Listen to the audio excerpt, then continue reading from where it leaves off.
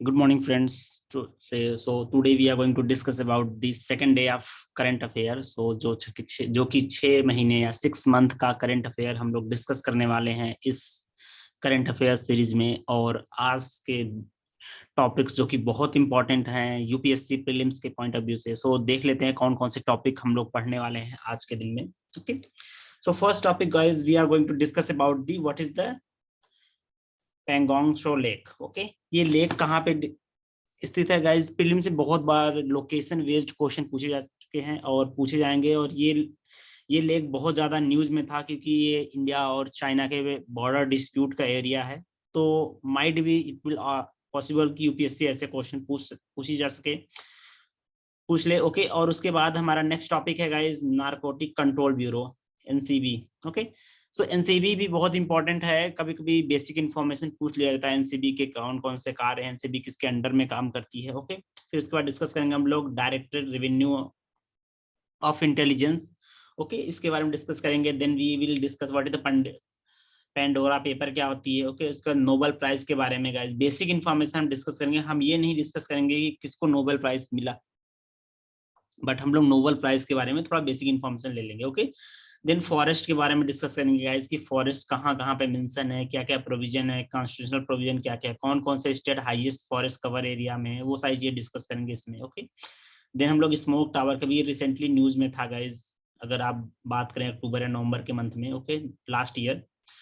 सो उसके बाद हम लोग पढ़ेंगे स्टेट डिजास्टर रिस्पांस फंड के बारे में। ओके, ये मैंने ऑलरेडी कवर कर रखा है टॉपिक, मैं बता दूंगा क्या क्या चीजें डिस्कस करेंगे इसमें। ओके, एंड देन आईएमडी के बारे में, इंडियन मेट्रोलॉजिकल डिपार्टमेंट के बारे में पढ़ेंगे। Then we will discuss the what is the micro finance. ये इकोनॉमिक थी, बहुत इंपॉर्टेंट टॉपिक है और बहुत बार क्वेश्चन पूछा जा चुका है कि माइक्रो फाइनेंस क्या है। ओके, कुछ रिपोर्ट्स गाइज हैं जो कि हम लोग डेली इस रिपोर्ट को देखने वाले हैं और ये बहुत इंपॉर्टेंट है यूपीएससी के। अगर आप पेपर उठा के देखो तो मोस्टली हर ईयर में एक रिपोर्ट तो जरूर पूछा गया है। अगर आपको आता होगा रिपोर्ट गाइज की, मोस्टली यही पूछा जाता है कि रिपोर्ट, जो भी रिपोर्ट है, ये किसके द्वारा पब्लिश की जाती है। ओके, अगर आपको पता है किसके द्वारा पब्लिश की जाती है गाइस, तो ये बहुत इंपॉर्टेंट है और आप बहुत इजीली 2 नंबर आप कैप्चर कर सकते हो। ओके, सो आज ये सेकंड डे है हमारा करंट अफेयर के सीरीज में। Okay, so let's start discussing all the topic which we have discuss. Okay, तो पहला हमारा Pangong Tso lake. Okay, Pangong Tso lake. Okay, so okay, तो गाइज ये हमारा पेंगोंग शो लेक है। ओके, अगर आप लेक के बारे में देखोगे तो ये हमारा लेक है। ओके, और ये जो रेड लाइन आप देख रहे हो गाइज, ये रेड लाइन हमारा क्या बोला था, बताता है, ये LAC है, LOC नहीं, LAC, इंडिया और चाइना के बीच का जो बॉर्डर डिस्प्यूट है गाइज। ओके, जिसको हम लोग बोलते हैं LAC line. Okay, line of actual control. Okay, इसको गाइज हम लोग बोलते हैं अस्काई चीन भी बोलते हैं, जिसको हम लोग 1962 में चाइना वार के द्वारा जो है चाइना ने ये कैप्चर कर लिया था इंडिया का कुछ पार्ट। ओके, और ये लेक जो है गाइज उसी डिस्प्यूटेड एरिया में आती है। ओके, जो कि अगर पूछ लिया जाए कि ये सिर्फ इंडिया में लाई करती है या चाइना में लाई करती है, तो याद रखना ये इंडिया और चाइना दोनों में लाई करती है। कुछ पार्ट इंडिया में लाई करती है, मोस्ट ऑफ द पार्ट जो है चाइना में लाई करती है। ओके, और ये इंडिया चाइना के बॉर्डर पे का जो एरिया है उस पे है ये पेंगोंग शो लेक। ओके, अगर आप बात करो गाइस तो हॉट स्प्रिंग भी इसी के आसपास है, श्योक रिवर भी इसी से के आसपास बहती है, डेलबुक भी इसी के आसपास है, गलवान नाला भी, जंक्शन भी इसी के पास आसपास है गाइस। ओके, लेह भी इसी के आसपास ही है। तो बहुत इंपॉर्टेंट है, याद रखना कि पेंगोंग शो लेक कहाँ पे है, लद्दाख में पाया जाता है। याद रखना ये लद्दाख वाला पूरा एरिया हो गया, एंड ये इंडिया और चाइना के बॉर्डर पे ही पाया जाता है। आधा से ज्यादा चाइना में है और थोड़ी सी पार्ट जो इंडिया में है। ओके, क्लियर है कि पेंगोंग शो लेक कहाँ पे है? सॉरी ये प्रोनाउंसिएशन में थोड़ा इशू आ रहा है, पेंगोंग शो लेक। ओके, उसके बाद हमारा नेक्स्ट टॉपिक है गाइस जो कि नारकोटिक कंट्रोल ब्यूरो। ओके, ये इसका सिंबल है नारकोटिक कंट्रोल ब्यूरो का। ओके, एनसीबी ये बहुत इंपॉर्टेंट है गाइस एनसीबी के बारे में, जो कि हमारा जो भी ड्रग रिलेटेड इश्यूज हैं, जो या तो कोई ड्रग वगैरह लेता है तो उसके लिए इन्वेस्टिगेशन वगैरह करती है और वो रिपोर्ट FIR वगैरह दर्ज करती है। अगर आप बात करो तो गाइज अभी रिसेंटली आपने बहुत बड़ा न्यूज सुना होगा कि जो शाहरुख खान के बेटे हैं, ठीक है, उनको जो है ड्रग के रीजन की वजह से जो उनको गिरफ्तार कर लिया गया था। ओके, सो उसी के बारे में हम लोग पढ़ेंगे। हम ये डिटेल नहीं पढ़ने वाले हैं कि किसको क्यों कहाँ पे गिरफ्तार किया, क्या हुआ, कौन से FIR हुआ, ये सारी चीजें नहीं।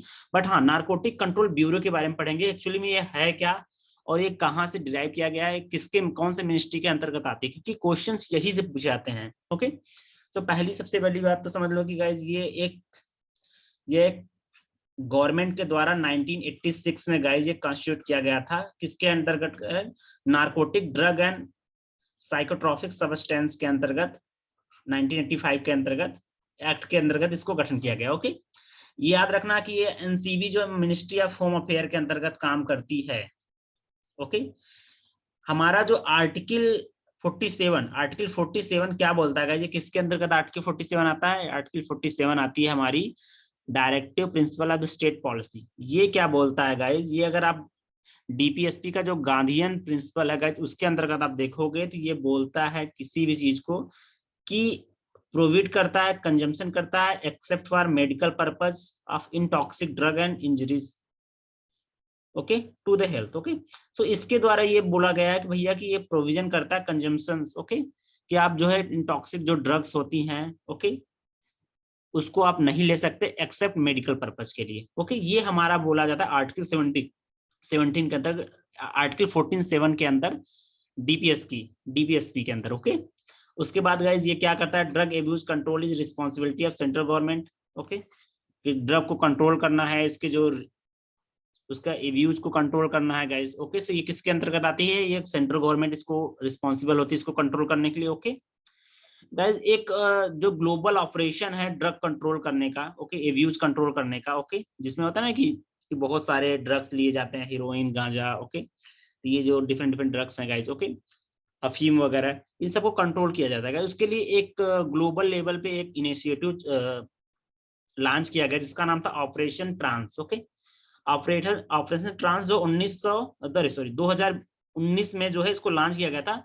NCB जो नेशनल कंट्रोल ब्यूरो है, ये जो है ऑपरेशन ट्रांस का एक पार्ट है। ओके, ये क्या करता है guys? Joint intelligence gathering the action intelligence poster express the male and courier shipment containing the psychotropic drugs. Okay, ये जो मेल वगैरह है गाइस, शिपमेंट वगैरह में आ रही है कोई भी ड्रग्स वगैरह, उन चीजों को कंट्रोल करने के लिए इन्होंने ऑपरेशन ट्रांस लाया था ग्लोबल लेवल पे, और हमारी NCB जो है उसकी पार्ट है। ये गाइस कंप्लीट डिटेल्स होगा, याद रखना। NCB किसके अंतर्गत आती है? NCB आती है मिनिस्ट्री ऑफ होम अफेयर के अंतर्गत। आर्टिकल 47 भी गांधीयन प्रिंसिपल का यही बताता है कि हमको प्रोविड करना है ड्रग एब्यूज को, ओके, एंड इसके कंजम्पशन को, और इसके सिर्फ मेडिकल यूज के लिए हम लोग अलाउ करेंगे। ओके, ऑपरेशन ट्रांस जो है एक ग्लोबल लेवल की इनिशिएटिव है ड्रग एब्यूज कंट्रोल करने के लिए, और हमारी NCB जो है उसका पार्ट है। ओके, इतना क्लियर हो? So guys let's come to the next point. Okay, next topic guys हमारा है directorate of revenue intelligence. Okay, so directorate of revenue intelligence क्या है?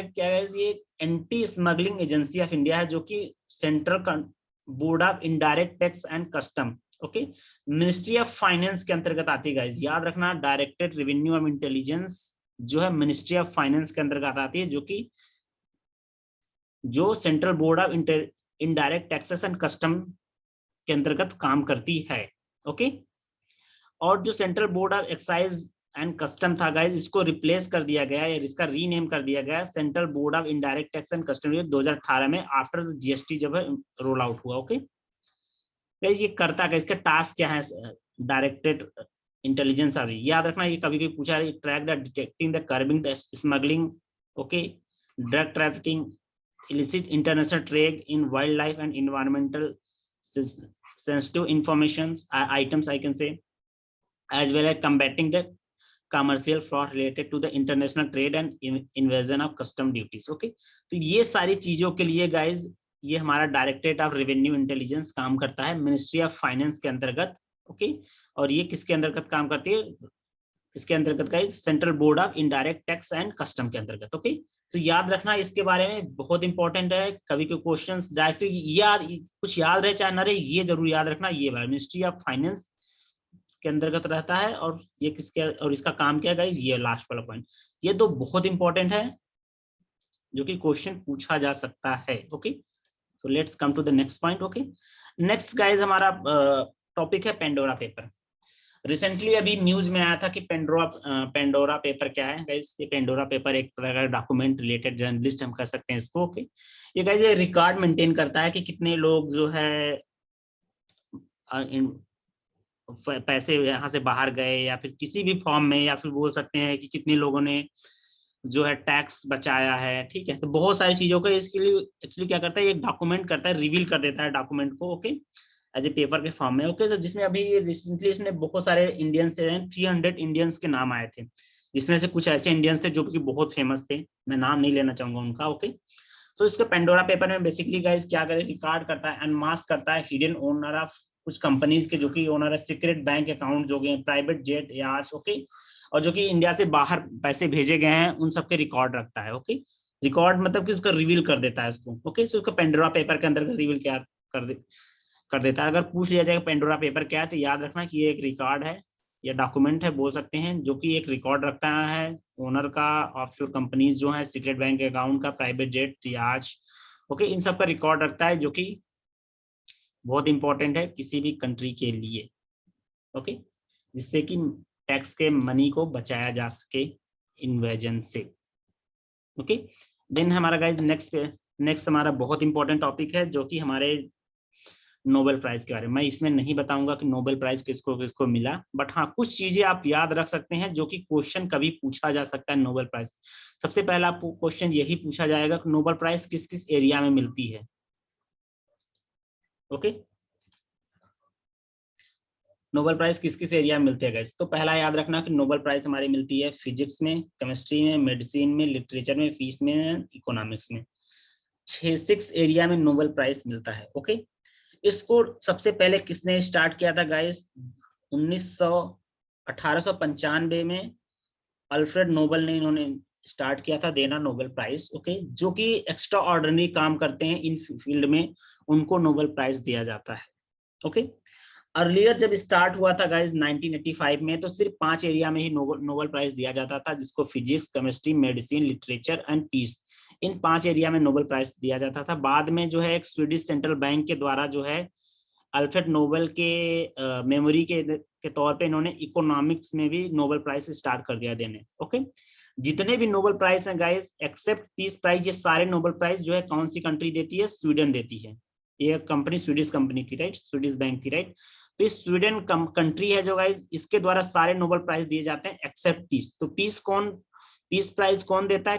पीस प्राइज जो है, पीस नोबेल प्राइज जो है नॉर्वे देता है। याद रखना, नॉर्वे के द्वारा सिर्फ पीस नोबेल प्राइज दिया जाता है, और स्वीडन जो है सारे देती है, जैसे फिजिक्स हो गया, केमिस्ट्री हो गया, मेडिसिन हो गया, लिटरेचर हो गया, इकोनॉमिक्स जो है, ये सारी के सारी जो है नोबेल प्राइज दी जाती है स्वीडन के द्वारा, और नॉर्वे देती है किसके? पीस प्राइज को। ओके, तो आई होप ये क्लियर हो गया। इंटरव्यू में कोई कोई क्वेश्चंस या बोल सकते हैं प्रीलिम्स में पूछा जा सकता है गाइस, ये 3 पॉइंट्स बहुत इंपॉर्टेंट है, इसको आप नोट डाउन कर लो। मैं बहुत ही शार्ट में लिखा हूं, जिससे कि अगर कभी क्वेश्चन पूछा जाए तो आप लोग कभी भी डिस्टर्ब या बोल सकते कंफ्यूज ना हो। ओके, देन हमारा नेक्स्ट टॉपिक है गाइस फॉरेस्ट। ओके, जंगल के बारे में हम लोग पढ़ने वाले हैं, इंडिया के जंगल में। सबसे पहले तो हम देखेंगे कॉन्स्टिट्यूशन में क्या इसके बारे में कुछ लिखा गया है या नहीं फॉरेस्ट के बारे में।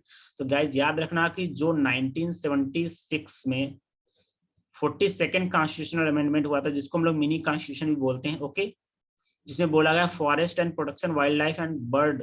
Okay, wild animal and bird.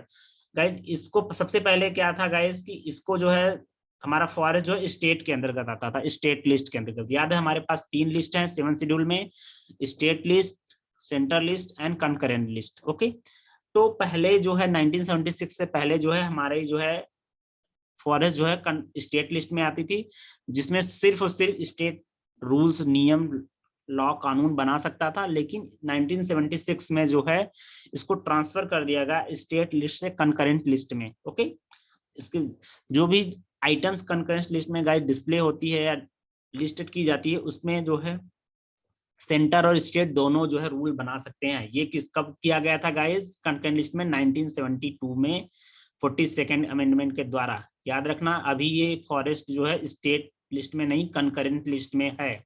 Okay, इतना क्लियर है?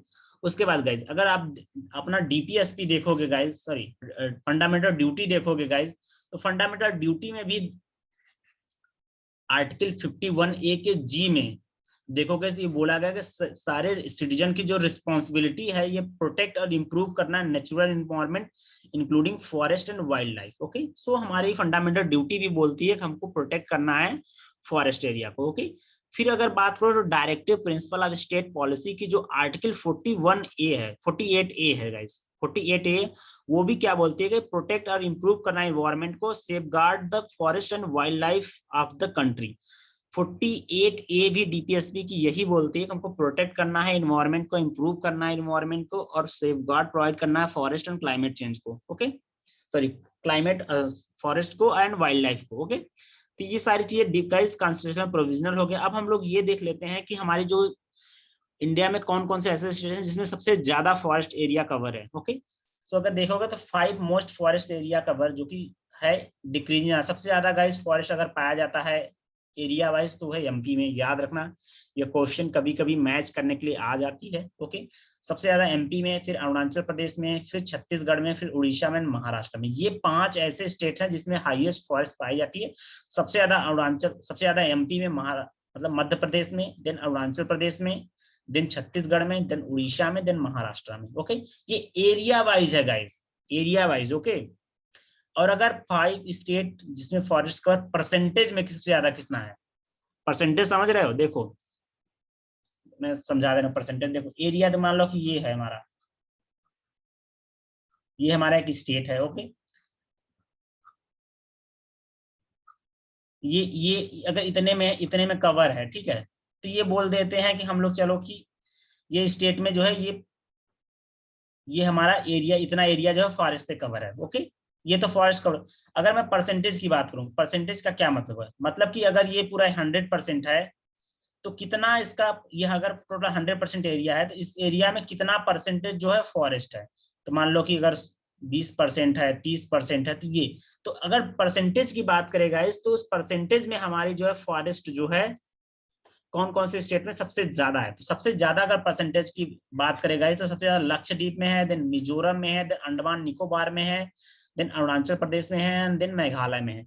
इन 5 स्टेट में गाइस सबसे ज्यादा जो है हमारा फॉरेस्ट परसेंटेज एग्जिस्ट करता है। ओके, इसी से मिलता जुलता गाइस एक बॉन चैलेंज था, वो भी रिलेटेड टू द फॉरेस्ट है, ये भी मैंने सोचा कि कवर कर लेते हैं। ओके, कभी कभी एग्जाम में पूछा जा सकता है, स्पेशली प्रीलिम्स में गाइस, की बॉन चैलेंज क्या है। तो इस तरह से अगर कभी देखे नहीं रहोगे तो फिर शायद कंफ्यूजन हो सकती है। बट याद रखना बॉन चैलेंज क्या बोलता है कि रिस्टोर करना डिग्रेडेटेड एंड डिफॉरेस्टेड लैंडस्केप, मतलब कि ऐसे रेतीले और डिफॉरेस्ट, जहाँ पे फॉरेस्ट वगैरह नहीं पाए जाते हैं, ऐसे एरिया में जो है इनको रिस्टोर करना है, वहां पेड़ लगाने हैं, वहां पे फिर से जंगल बनाना है उसको। ओके, इसको किसको लॉन्च किया गया था गाइज, ये बॉन चैलेंज को बोला गया, इसको लॉन्च किया गया जर्मनी के द्वारा और आईयूसीएन, सॉरी गाइज ये गलत लिख दिया मैंने, ये आईयूसीएन है। Okay, United nation international of union conservation of nature. Okay, तो ये है गाइज 2011 में इसको लॉन्च किया गया था आईयूसीएन के द्वारा, गवर्नमेंट ऑफ जर्मनी के द्वारा। ओके, तो इसको तरह लॉन्च किया गया था और इंडिया ने भी बॉन चैलेंज को रेक्टिफाइड किया है। याद रखना इसको, बॉन चैलेंज जो है अगर इंडिया से रिलेटेड है तो याद रखना इसको, कभी भी पूछा जा सकता है ये कि बॉन चैलेंज किसके द्वारा लॉन्च किया गया था, बॉन चैलेंज है क्या, और इंडिया ने इसको रेक्टिफाइड किया है कि नहीं किया है। ओके, ये सारी चीजें जो है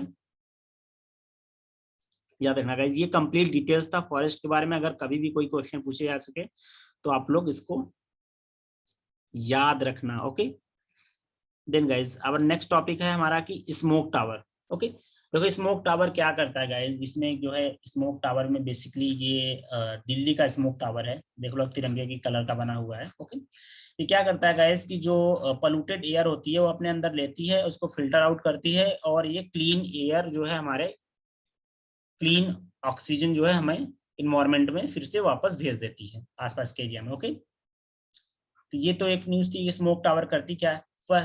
क्वेश्चन कभी पूछा जा सकता है सबसे पहले वर्ल्ड में स्मोक टावर कहाँ पे स्टेब्लिश किया गया था, तो सबसे ज्यादा याद रखना गाइस कि first smoke tower in world जो है चाइना में किया गया था, और इंडिया की अगर बात करें, इंडिया में कहाँ किया गया था, दिल्ली में किया गया था। ओके, किसके द्वारा किया गया था, ये तीनों बहुत इंपॉर्टेंट गाइस, स्मोक टावर किसके द्वारा स्टेब्लिश किया गया था, कौन कौन से लोग इन्वॉल्व थे, तो याद रखना गाइस इसको डेवलप किया गया था आईआईटी बॉम्बे के द्वारा और आईआईटी दिल्ली के द्वारा। दिल्ली इन दोनों के द्वारा टेक्निकल सपोर्ट प्रोवाइड किया गया था और टाटा प्रोजेक्ट लिमिटेड के द्वारा इसको बनाया गया था। ओके, आई होप कि क्लियर हो गया। स्मोक टावर वर्ल्ड में चाइना के द्वारा, इंडिया में न्यू दिल्ली में है, आईआईटी बॉम्बे, आईआईटी दिल्ली और टाटा प्रोजेक्ट लिमिटेड के द्वारा बनाया गया था। ओके, नेक्स्ट है guys state disaster response fund. मैं इसको नहीं पढ़ाने वाला हूं क्योंकि मैंने ऑलरेडी एक वीडियो बना रखी है, मैं उसका लिंक प्रोवाइड कर दूंगा। 5-6 मिनट की वीडियो है, बस उसको देख लेना, बहुत इंपॉर्टेंट है। मैं बट इसमें बता दे रहा हूँ क्या है state disaster response fund. State disaster response fund guys, जब भी कोई स्टेट में डिजास्टर आती है तो ये बॉडी जो है एक्टिव हो जाती है। ओके, उसके बाद सेंट्रल गवर्नमेंट के द्वारा जो है गाइस या होम मिनिस्ट्री के द्वारा एक फंड दी जाती है, ठीक है, उसको कैग के द्वारा उस फंड को मॉनिटर भी किया जाता है। ओके, जिसमें गाइस कहा जाता है कि भैया कि देखो आपको 20%, 80% कुछ आपको कुछ परसेंटेज जो है इमीडिएट रिलीफ के द्वारा, कुछ परसेंटेज जो है आपको रिहैबिलिटेशन के द्वारा, ओके, रिहैबिलिटेशन के द्वारा कुछ परसेंट खर्च करना है। ओके, तो ये सारी चीजें मेंशन है स्टेट डिजास्टर रिस्पांस फंड में। ओके, तो ये सारी चीजें मैं इसका लिंक डिस्क्रिप्शन में प्रोवाइड कर दूंगा और वीडियो के एंड में आपको एक पॉपअप दिख जाएगी, वहां पे आप ये वीडियो देख सकते हो। ओके, तो ये बहुत इंपॉर्टेंट है, आप इसको एक बार देख लेना, कभी कभी एग्जाम में क्वेश्चन पूछा जा सकता है स्टेट डिजास्टर रिस्पांस फंड के द्वारा। ओके, उसके बाद गाइज हम लोग पढ़ने वाले हैं, नेक्स्ट टॉपिक हमारा है इंटरनेशनल इंडिया मेट्रोलॉजिकल डिपार्टमेंट।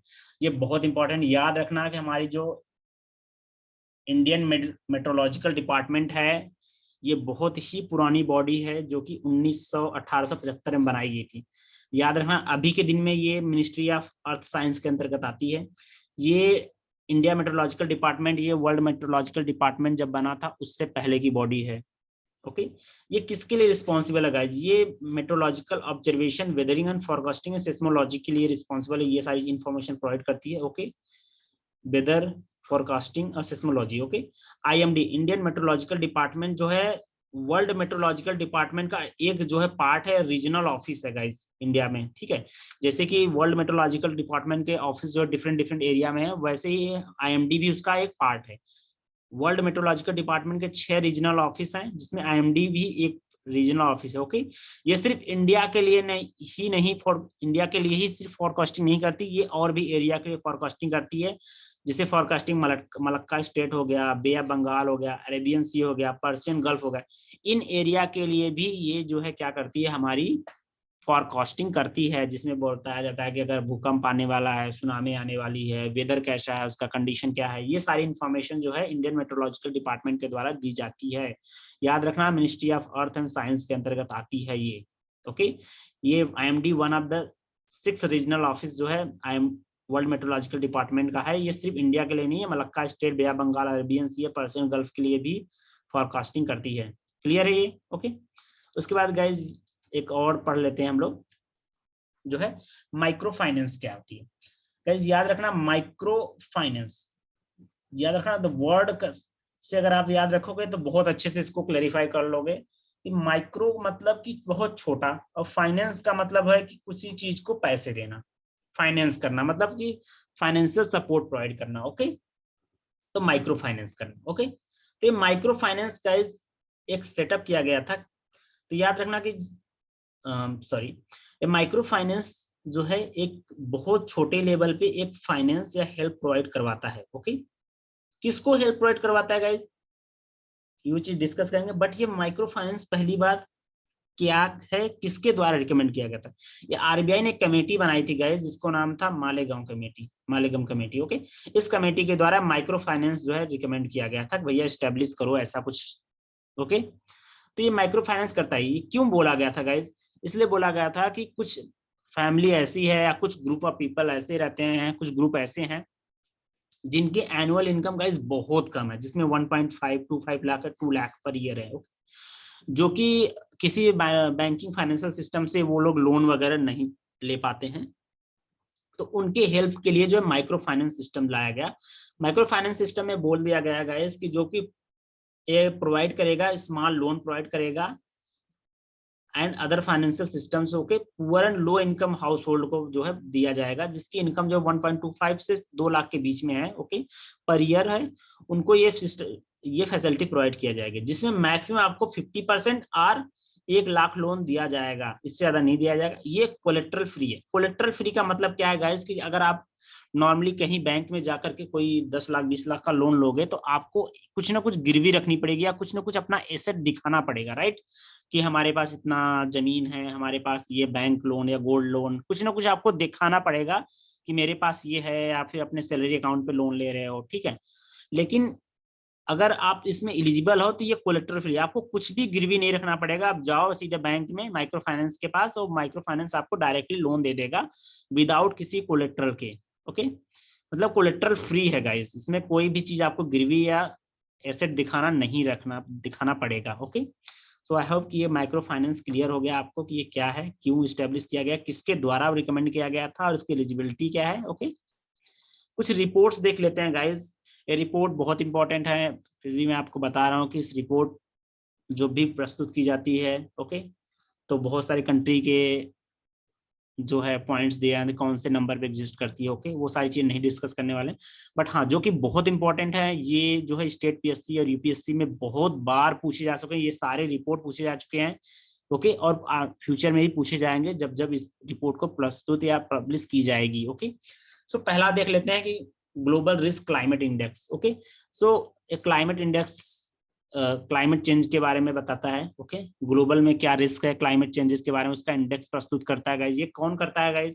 ये जर्मन वॉच करता है। जर्मन वॉच एक ऑर्गेनाइजेशन है जिसके द्वारा जो है ये रिपोर्ट प्रस्तुत की जाती है, याद रखना। उसके बाद एक है guys global hunger index. Okay, जो कि लोग भुखमरी का बताता है कि लोग वर्ल्ड में जो है भुखमरी कितनी है, किस कंट्री की भुखमरी का लेवल कितना है, मतलब कि डिपेंड करता है कि भारत में ज्यादा भूखे लोग मरते हैं या फिर पाकिस्तान में या बांग्लादेश में। ओके, ये सारे कंट्री का कंपेयर करके एक लिस्ट प्रस्तुत करती है, बताती है कि कौन सा किस नंबर पे आते हैं। ओके, तो कौन प्रस्तुत करता है, ये सारी इन्फॉर्मेशन कौन इकट्ठा करता है, कौन प्रस्तुत करता है, तो याद रखना गाइस कि एक ऑर्गेनाइजेशन है कंसर्न वर्ल्ड वाइड और वेल्थ हंगर लाइफ, इन दोनों के द्वारा ग्लोबल हंगर इंडेक्स प्रस्तुत की जाती है। ओके, इसके बाद guys state of food security and nutrition in the world, ये प्रस्तुत किया जाता है guys Food and Agriculture Organisations, United Nation for Children's Fund, World Food Programme के द्वारा, WHO के द्वारा, International Fund for Agriculture Development, इन पांचों छह के द्वारा, 1 2 3 4 5 1 2 3 4 5, यस, ये 5 ऑर्गेनाइजेशन के द्वारा ये प्रस्तुत की जाती है world food security and nutrition in the world report. Okay, इनके द्वारा प्रस्तुत की, ये तीनों रिपोर्ट बहुत इंपॉर्टेंट है गाइस। नेक्स्ट लेक्चर में हम लोग एक टॉपिक रिपोर्ट पे रखेंगे, क्योंकि अगर रिपोर्ट से एक भी क्वेश्चन आपको फंस गया यूपीएससी प्रीलिम्स में तो याद रखना 2 नंबर आपके कहीं नहीं गए हैं। ओके, रिपोर्ट बहुत इंपॉर्टेंट है जो कि हम लोग डिस्कस करने वाले हैं गाइस। तो आई होप कि आपको सारे टॉपिक क्लियर हो गए। अगर फिर भी आपको किसी भी टॉपिक में कोई भी डाउट है then you can comment me on the below my lecture. Okay, thank you so much guys, मिलते हैं आपको नेक्स्ट लेक्चर में, नेक्स्ट सेशन जो कि 3rd डे होगा। Thank you so much.